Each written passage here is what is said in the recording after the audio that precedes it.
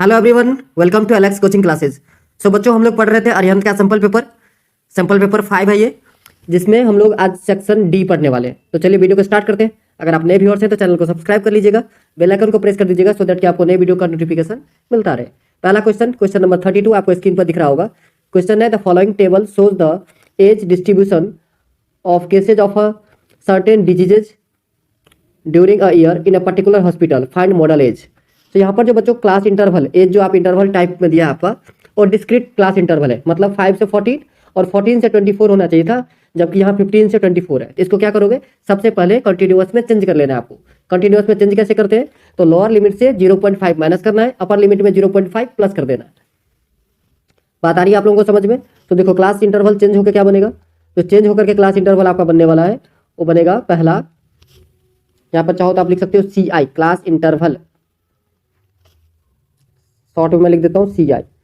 तो ये होगा आपका 4.5 से 14.5 पहला। दूसरा 14.5 से 24.5, ठीक है जी। फिर 24.5 से 34.5, फिर 34.5 से 44.5 एंड सो ऑन। ऐसे आप लिख लोगे, ठीक है ना? ऐसे तो आप लिख ही सकते हो। चलो, अब ऐसे लिखने के बाद हमें मॉडल एज फाइंड आउट करना है, तो उसके लिए हमें चाहिए मॉडल क्लास। तो मॉडल क्लास क्या होगा, जिसकी फ्रीक्वेंसी सबसे ज़्यादा होगी। तो सबसे ज़्यादा फ्रीक्वेंसी क्या है बच्चों, 23। तो 23 वाला क्लास इंटरवल क्या है हमारा, 34.5 से 44.5। क्लियर? अब हमें एल चाहिए, एल होता है लोअर लिमिट, जो आप लिखोगे 34.5, ठीक है। दूसरा होता है आपका F1 होता है frequency of the model class, means 23। फिर F0 उससे पहले मतलब 21, F2 उसके बाद मीन्स 14, और H होता है आपका रेंज या हाइट, कितना है, तो यहाँ से 14 से 5, 9 का गैप है, ठीक है। चलिए 9 का नहीं बच्चों, 10 का गैप है। 4.5 से 14.5 देख लीजिए, 10 का गैप है, ठीक है। अब चलिए मोड, चलिए फॉर्मूला आप सबको पता होगा, एक बार मैं लिख देता हूँ। मोड इक्वल्स टू होता है L plus F1 minus F0 by 2F1 minus F0 minus का F2 और इंटू H, ये आपका फॉर्मूला होता है। सो L था आपका 34.5, तो 34.5 प्लस F1 है बच्चों 23, सो 23 माइनस का 21, 2 टाइम्स ऑफ 23 46 होगा बच्चों, minus F0 21 minus 14 into H कितना, तो 10। सो 34.5 प्लस 23 से 21 को आप माइनस करोगे तो 2 होगा, ये 46 माइनस का 35 इंटू 10। सो 34.5 प्लस 2 10 जा 20 अपॉन में 11। इसको आप सॉल्व करोगे तो ये सॉल्व करने के बाद आएगा 36.32 अप्रॉक्सीमेट, ये वैल्यू आएगा। क्लियर? चलिए नेक्स्ट क्वेश्चन इसी का और पार्ट है। Find the median of the distribution given below is 30, then find the value of x and y. Median आपको दे दिया है कितना, 30, तो पूछ रहा है एक्स और वाई का वैल्यू क्या होगा। सो मीडियन के लिए बच्चों क्या होता है, हमें एक और टेबल की जरूरत पड़ती है, वो होता है हमारा कम्युलेटिव फ्रीक्वेंसी, जिसे हम शॉर्ट में CF लिखते हैं। तो एक और टेबल बना लीजिए CF के लिए, यहाँ लिख दिया हमने CF शॉर्ट में। अच्छा, CF कैसे बनता है बच्चों, तो पहला फ्रीक्वेंसी कम्युलेटिव फ्रीक्वेंसी होता है, पहला 5 को एज इट इज लिखोगे, देन 5 प्लस एक्स। अब 5 प्लस एक्स में आप 20 ऐड कर दोगे तो ये बनेगा 25 प्लस का एक्स। 25 में 15 ऐड करना है तो 40 प्लस का एक्स, मतलब आगे वाला ऐड करते चलना है। फिर 40 प्लस एक्स में वाई ऐड करोगे तो 40 प्लस एक्स प्लस का वाई, और इसमें 5 ऐड कर देंगे तो 45 प्लस एक्स प्लस वाई, ये हुआ हमारा टोटल। जबकि टोटल कितना गिवन है बच्चों, 60। तो आप लिखोगे 45 plus x plus y is equal to 60। 45 को लेफ्ट हैंड साइड से राइट हैंड साइड ले जाना है तो माइनस हो जाएगा, तो x plus y equal to 16 minus 45 that is 15। Let it be equation first. अब आपको मीडियन दे दिया कितना, 30। कहाँ लाइज करेगा बच्चों, तो आप कहोगे सर मीडियन जो है लाइज करेगा 30 है, इसका मतलब ये 30 से 40 क्लास इंटरवल के बीच लाइज करेगा, ठीक है ना। कहाँ, 30 से 40, तो ये क्लास इंटरवल हो गया, ठीक है। बात आ रही है आप लोगों को समझ में? तो हमारा मीडियन क्लास क्या होगा, 30 से 40। तो यहाँ पर लिख लेंगे मीडियन क्लास, मीडियन क्लास, ये हो जाएगा आपका 30 से 40। अब यहाँ एल की वैल्यू, एल होता है lower limit of the median class, तो 30 हो गया। उसके बाद हमें चाहिए होता है frequency F, frequency of the median class, जो आपका 15 है। फिर नेक्स्ट जो हमें डाटा चाहिए होता है वो होता है सी एफ, मतलब cumulative frequency preceding term of the median class. तो सी एफ मीडियन क्लास से पहले की कम्युलेटिव फ्रीक्वेंसी है 25 + x, लास्ट में एच चाहिए, एच है आपका 10, और n/2 चाहिए, तो n/2 60/2 30। अब मीडियन इक्वल टू फॉर्मूला होता है बच्चों L + n/2 - CF/F × H। सो 30 = L है आपका कितना, L भी आपका 30 ही है। तो 30 + n/2 मतलब 30 - 25 + x/f। f फ्रीक्वेंसी कितना है आपका, तो फ्रीक्वेंसी था आपका 15 × 10।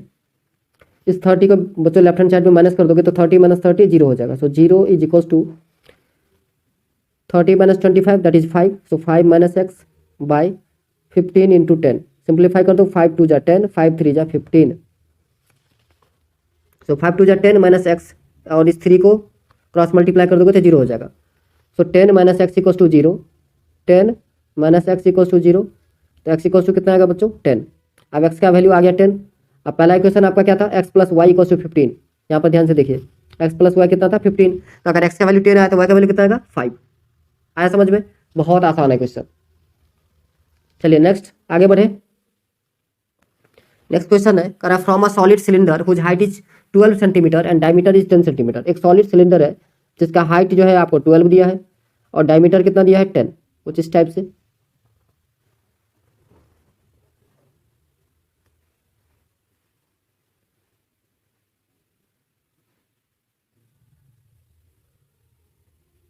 ये देखिए, ये आपका हाइट 12 और डायमीटर 10। अब क्या बोला, a conical cavity of same height and same diameter होलोड out. एक कोनिकल कैविटी जो है सेम हाइट का जो है कट करके निकाल लिया गया है, कुछ इस टाइप से उसका डायग्राम बनेगा।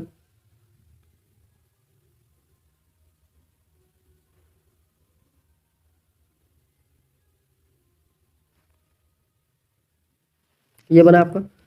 तो आपसे पूछ रहा है कि find the volume and total surface area of the remaining solid.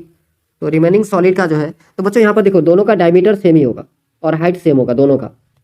मतलब 12 अगर हाइट है तो 12 कोनिकल कैविटी का भी हाइट होगा और सिलेंडर का भी। रेडियस की बात करें तो रेडियस भी दोनों का सेम ही होगा, ठीक है। सो पहला हमें वॉल्यूम निकालना है रिमेनिंग पार्ट का, तो volume of cylinder minus volume of cone. बात आ रही है समझ में। तो आप लिखोगे volume of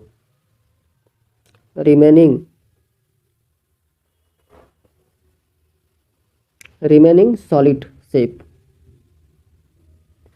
is equals to volume of cylinder मतलब πr² माइनस वॉल्यूम ऑफ कोन मतलब 1/3 πr²। इसको आप माइनस कर दोगे तो 2/3 πr² हो जाएगा बच्चों। सो 2/3 पाई का वैल्यू 22/7 इंटू आर, डायमीटर 10 है बच्चों तो रेडियस 5 हो जाएगा। सो 5 × 5 × h 12। सो 3 1 = 3, 3 4 = 12, ठीक है। अब और कुछ कटेगा नहीं। सो 5 5 = 25, 25 4 = 100, 100 को 2 से करो 200, 200 को 22 से करेंगे तो 22 2 = 44। सो 4400 अपॉन में 7 सेंटीमीटर क्यूब, यही आंसर आएगा। इसको चाहो तो आप डेसिमल में भी निकाल सकते हो, नहीं तो यहीं पर छोड़ दीजिए। चलिए नेक्स्ट, सरफेस एरिया निकालने के लिए बच्चों कोन का हमें स्लैंट हाइट की जरूरत पड़ेगी एल। सो एल निकाल लेते हैं तो एल इक्वल टू फॉर्मूला होता है √r² प्लस का h²। तो आर हमारा 5 था, सो 5 का स्क्वायर 25 और h 12 था, 12 का square 144।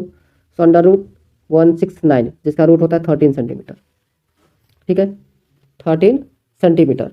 So total surface area of the remaining solid, total surface area of remaining solid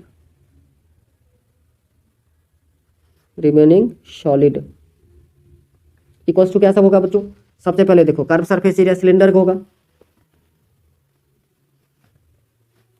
CSA of cylinder plus CSA of cone ठीक है जी, और plus area of upper base of the cylinder, area of upper base. अब आप कहोगे sir ये क्या है, तो अभी हम आपको फिगर दिखाते हैं। देखिए ये चीज़ जब हॉलो कट के हटा लिया जाएगा तो सबसे पहले सिलेंडर का पार्ट बचेगा, उसके बाद क्या पार्ट बचेगा बच्चों, ध्यान से देखना, मैं हॉलो कर रहा हूँ इसको। ये देखिए यही तो हॉलो होगा ऐसे, हाँ जी, आ रहा है समझ में। थोड़ा सा मैं इरेजर को छोटा कर देता हूँ, ये देखिए यही तो बनेगा लाइन। ये कर्व सरफेस एरिया बच्चों ऐसे ही रहेगा, किसका, इस कोन का। ये देखिए ये ऐसे ही तो रहेगा। तो क्या सब दिख रहा है आपको, सबसे पहले आपको कर्व सरफेस एरिया ये वाला पार्ट दिख रहा है सिलेंडर का, वही हमने लिखा है। फिर क्या दिख रहा है, कर्व सरफेस एरिया दिख रहा है कोन का, ये वाला पार्ट देखिए वही हमने लिखा है, प्लस किया है। और तीसरा चीज़ और क्या दिख रहा है, तो ये upper area, area of the upper side, वही चीज़ हमने यहाँ पर प्लस कर दिया है तीनों को। बात आई समझ में। अब यहाँ पर वैल्यू पुट कर दीजिए, सब फॉर्मूला पुट कर देंगे। CSA ऑफ सिलेंडर बच्चों फॉर्मूला होता है 2πRH, 2πRH plus CSA of कौन होता है बच्चों πRL, अब plus area of upper base मतलब सर्कल का एरिया, सो πr²। अब सब में से आप πr कॉमन ले सकते हो, तो अगर मैं πr कॉमन निकाल दूं तो क्या सब बचेगा, पहला तो 2h बचेगा, फिर प्लस का l बच जाएगा और प्लस का r बचेगा। ठीक है बच्चों, अब वैल्यू सब्स्टिट्यूट कर दीजिए। पाई का वैल्यू 22/7 ले लेना है, तो 22/7 plus h plus pi r था ना कॉमन, r5, 2h तो 2 × 12 मीन्स 12 2 जा 24, प्लस का l कितना है बच्चों 13 आया, प्लस r है था हमारा 5, सो 22/7 × 5 × 24 3 27 10 37 5 42 42, 7 6 जा 42, सो 6 5 जा 30 30 × 22 22 3 जा होता है बच्चों 66, सो 660 सेंटीमीटर स्क्वायर, यही आपका आंसर होगा। चलिए नेक्स्ट क्वेश्चन कह रहा है if alpha and beta are the zeros of the polynomial 2x² + 5x + k then satisfying the relationship alpha plus beta whole square minus alpha into beta equals to 21/4 then find the value of k, also find the zeros. तो बच्चों यहाँ ये जो equation आपको दे रखा है polynomial, quadratic polynomial, यहाँ से sum of zero alpha plus beta का वैल्यू आप निकालोगे, फॉर्मूला हो जाता है -b/a, सो -5/2 होगा। ठीक है, अच्छा दूसरा होता है अल्फा इंटू बीटा, ये होता है c/में, तो c का वैल्यू है k और a/2 है। अब देखिए कंडीशन क्या है, अल्फा प्लस बीटा का होल स्क्वायर, सो -5/2 इसका whole square minus alpha into beta, so minus का k/2 इक्वल्स टू कितना 21/4। अब देखिए 5 का स्क्वायर होता है बच्चों 25, so 25/4 minus k/2 is equals to 21/4। अब 21/4 जो उसको आप लेफ्ट हैंड साइड ले जाओगे तो माइनस हो जाएगा, so 25/4 minus 21/4 equals to k/2। 25 minus 21 करोगे बच्चों 4 हो जाएगा, so 4/4 that is 1, so 1 is equals to k/2। Cross multiply कर दीजिए तो k का वैल्यू कितना आ गया 2। क्लियर, यहाँ तक कोई दिक्कत परेशानी की बात तो बताइए। अगर इतना आपको समझ में आ गया तो आप k का वैल्यू सब्स्टिट्यूट कर लो, तो हमारा इक्वेशन क्या बनेगा 2x² प्लस का 5x प्लस का 2 इक्वल्स टू 0। क्वाड्रेटिक इक्वेशन बना दिया। मिडिल टर्म स्प्लिट मेथड से इसे सॉल्व कर लेते हैं हम, सो 2x² प्लस का 4x प्लस का x plus 2 equals to 0। 2x common निकाल लेना है तो x प्लस का 2 होगा बच्चों, फिर प्लस 1 निकालना है कॉमन, तो x प्लस का 2 equals to 0, so x plus 2 equals to 0, तो x का वैल्यू कितना आएगा माइनस का 2, 1 0 ये पता चल गया आपको। फिर 2x प्लस 1 इक्वल्स टू 0, तो 2x इक्वल्स टू -1 और x का वैल्यू -1/2, ये दूसरा जीरोस। आई होप आप लोगों को समझ में आया होगा अच्छे से। चलिए एक और क्वेश्चन इसी का और पार्ट है, कह रहा find the zeros of the polynomial 4√3x² + 5x - 4√3 and verify the relationship between zero and coefficient. अब देखिए इसको हम मिडिल टर्म स्प्लिट मेथड से सॉल्व करते हैं, तो 4√3 को 2√3 से आप मल्टीप्लाई करोगे, 4√3 को 2√3 से मल्टीप्लाई करोगे। सबसे पहले देखो 4 2 जा 8 और √3 × √3 3, सो 8 3 जा कितना हुआ बच्चों 24। अब 24 को दो ऐसे फैक्टर में ब्रेक करना है कि ऐड और सब्ट्रैक्ट करने के बाद 5x आए और मल्टीप्लाई करने के बाद 24, तो बहुत आसान। 8 3 जा 24, 8 - 3 कर देंगे तो 5 आ जाएगा। पता चल रहा है आप लोगों को? तो आप लिखोगे 4√3x² प्लस का 8x माइनस का 3x minus 2√3 is equals to 0। अब इस दोनों से कॉमन क्या आएगा? 4x कॉमन आ जाएगा, सो √3x प्लस का 2। यहाँ से कॉमन क्या आएगा? माइनस का √3 कॉमन आ जाएगा, तो √3x प्लस का 2 equals to 0। So 4x minus √3 equals to 0, तो x इक्वल्स टू आएगा बच्चों √3/4। दूसरा √3x plus 2 equals to 0, so √3x equals to minus का 2, तो x इक्वल्स टू माइनस का 2/√3।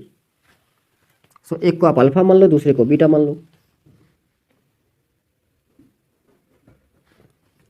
तो अल्फा इज इक्वल्स टू, पहले वाले को अल्फा मान लेते हैं जिसका वैल्यू है √3/4, √3/4, और दूसरा का बीटा -2/√3।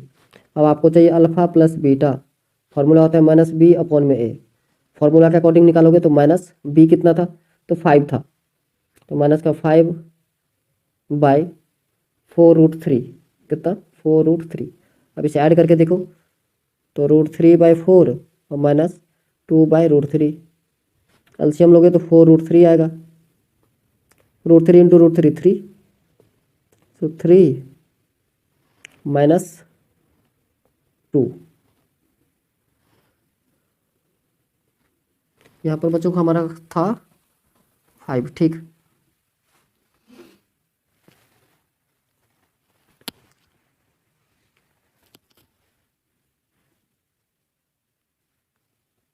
सो √3/4 माइनस 2/√3, √3 आया एलसीएम।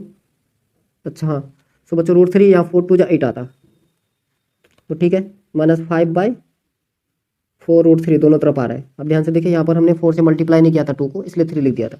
यहाँ एक्चुअली 8 आएगा, तो 3 - 8 करोगे तो 5 आ जाएगा। सो माइनस 5/4√3 दोनों तरफ आ रहा है, मतलब आप लिख सकते हो वेरीफाइड।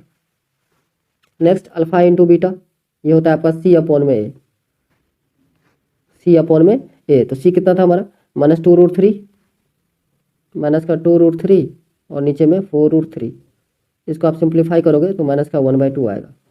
यहाँ भी देख लो आप, √3/4 इंटू -2/√3, √3 से √3 कैंसिल, 2 1 जा 2, 2 2 जा 4, यहाँ भी आ रहा है -1/2। सो वेरीफाई हो गया, ठीक है। बहुत शॉर्ट जगह में इसलिए कर दिया बच्चों क्योंकि ये चीज़ तो आप लोगों को बहुत अच्छे से आता होगा, थोड़ा सा जस्ट हिंट चाहिए होगा, वो जो मैंने आपको दे दिया है। चलिए next, in the given figure CM and RN are the respectively the medians of triangle ABC and triangle PQR। आप CM जो है वो मीडियन है ट्रायंगल ABC का, और RN जो है वो मीडियन है ट्रायंगल PQR का। तो मीडियन का प्रॉपर्टी जो आप सबको पता होगा, मीडियन क्या करता है? थर्ड साइड को बाइसेक्ट करता है, थर्ड साइड को बाइसेक्ट करता है, ठीक है ना। ओके, इफ ट्रायंगल ABC जो है सिमिलर ट्रायंगल PQR, अब ABC जो है सिमिलर है बच्चों PQR के, तो दो ट्रायंगल सिमिलर होता है तो उसका साइड का रेशियो इक्वल होता है, मीन्स AB/PQ इक्वल होगा BC लास्ट के दो, इसके भी लास्ट दो मतलब QR इक्वल होगा AC फर्स्ट एंड लास्ट, इसका भी लिखोगे आप first and last, that is PR। Angle की बात करें तो एंगल A इक्वल हो जाएगा आपका एंगल P के, एंगल B इक्वल होगा एंगल Q के, और एंगल C इक्वल होगा एंगल R के। ये चीज़ सारा क्वेश्चन में गिवन है। ABC और PQR क्या है बच्चों? सिमिलर है इसलिए। चलिए अब हम आते हैं क्वेश्चन पर। क्वेश्चन का हमें प्रूव करना है कि AMC जो है वो सिमिलर है PNR के, ये चीज़। तो देखिए हम AM को जो है, ये जो हमारा AM है, इसको हम लिख सकते हैं क्या? AB/2 लिख सकते हैं ना, क्योंकि M मिड पॉइंट है। और PN को आप लिख सकते हो PQ/2। तो देखिए AB/PQ तो इक्वल ही था, तो बाई 2 भी इक्वल होगा। AB/2 इक्वल हो जाएगा PQ/2 के। अब AB/2 को आप क्या लिखोगे? AM लिखोगे, और PQ/2 को क्या लिखोगे? PN लिखोगे, ठीक है जी, समझ में आ रहा है? तो AM/PN, ठीक है। दूसरा देखिए, ये चीज़ समझ में आया, ये याद रखना आपको, अभी यूज होगा। ये वाला पार्ट AM बाई PN। अब हम लिखेंगे in triangle AMC and triangle PNR। हमने प्रूव कर दिया क्या, AM बाई PN इक्वल होगा किसके, AC अपॉन में PR के। ठीक है जी, ये चीज़ हो गया प्रूफ। और दूसरा एंगल A जो है वो इक्वल था किसके, एंगल P के। अगर ये चीज़ हो गया तो इसका मतलब ये ट्रायंगल क्या होगा, सिमिलर हो जाएगा। तो therefore triangle AMC similar to triangle PNR। अब अगर दो ट्रायंगल सिमिलर होता है तो उसके साइड का रेशियो क्या होना चाहिए बच्चों, इक्वल होना चाहिए। ठीक है ना, तो इससे हम लिख सकते हैं CM by RN, CM by RN equal हो जाएगा AB बाई PQ के।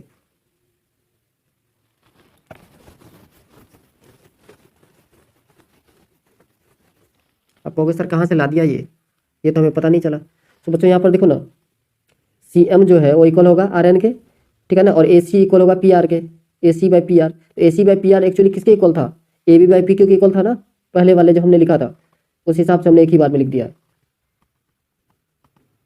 अगर आपको समझ में ना आ रहा हो तो आप इसको एक स्टेप और बढ़ा सकते हो। कैसे, देखो बढ़ा ही देता हूँ, नहीं तो आप लोग कंफ्यूज कर जाओगे कि पता नहीं सर कहाँ से लिख दिए। ये देखिए CM ये वाला पार्ट और RN ये वाला पार्ट लिखा हमने, इज इक्वल्स टू हम लिख सकते हैं AC बाई PR। अब एक चीज़ बताइए, फर्स्ट इक्वेशन यहाँ पर आ जाओ दिखाता हूँ। ये देखिए AC बाई PR जो था वो किसके इक्वल था, तो AC बाई PR जो था बच्चों ये वाला पार्ट इक्वल किसके था, AB बाई PQ के। तो हम लिख सकते हैं ना जी, यहाँ पर इक्वल्स टू लिख सकते हैं ना AB बाई PQ, क्योंकि इक्वल था ये। तो हमें प्रूव क्या करना था, हमें प्रूव ये करना था कि CM बाई RN जो है वो AB बाई PQ के इक्वल है। तो हो गया, प्रूव कर दिया हमने। अच्छा चलिए थर्ड पार्ट, एक और पार्ट रह गया क्या, कि CMB जो है वो RNQ के जो है क्या होगा, सिमिलर होगा। इन ट्राइंगल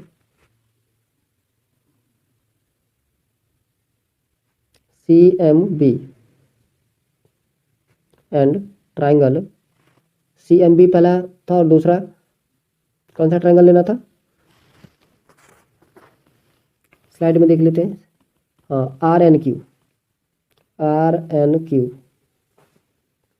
तो बच्चों देखो यहाँ अभी जस्ट हमने एक चीज़ प्रूव किया था ऊपर, CM बाई RN इक्वल हो जाएगा किसके, BC बाई QR के, BC बाई QR आपने किया था ना, BC बाई QR। अरे भाई साहब CM बाई RN इक्वल था AB बाई PQ के, और AB बाई PQ किसके इक्वल था, BC बाई QR के था ना, तो वहीं पर लिख दिया हमने, एक ही चीज़ है, क्यों बार बार लिखना। अच्छा चलिए आगे और क्या लिख सकते हो आप, आगे हम लिख सकते हैं कि 2BM अपॉन में 2QN। अब आप कहोगे सर ये कहाँ से ला दिए, तो ये हमने लाया बच्चों, कहाँ से ये बता रहा हूँ आपको, ध्यान से ये वाला चीज़ देखो। हमने बोला था मीडियन क्या करता है, साइड को दो इक्वल पार्ट में डिवाइड करता है। तो ये जो BM है बच्चों इसको हम लिख सकते हैं ना AB अपॉन में 2, और ये जो QN है इसको भी लिख सकते हैं PQ अपॉन में 2, लिख सकता हूँ या नहीं। तो BM इक्वल टू 2AB ये लिख सकते हैं ना, तो वही तो लिख रहे हैं कि 2BM जो है वो किसके इक्वल है, AB के, और 2QN किसके इक्वल होगा, PQ के। तो AB बाई PQ इक्वल था ऑलरेडी पहले से, तो उसी जगह पर हमने क्या लिखा है अभी, नेक्स्ट 2BM बाई 2QN। अब 2 से 2 कैंसिल कर दो, तो क्या बन गया, CM बाई RN इक्वल होगा BC बाई QR के, और इक्वल हो गया BM अपॉन में QN के। अब देखिए तीन साइड का रेशियो अगर इक्वल हो तो ट्रायंगल क्या होगा, सिमिलर बाई SSS सिमिलरिटी। तो CMB similar triangle RNQ proved. I hope आप लोगों को ये क्वेश्चन समझ में आया होगा। तो बच्चों आज के लिए बस इतना ही, मिलेंगे नेक्स्ट वीडियो में। जय हिंद जय भारत।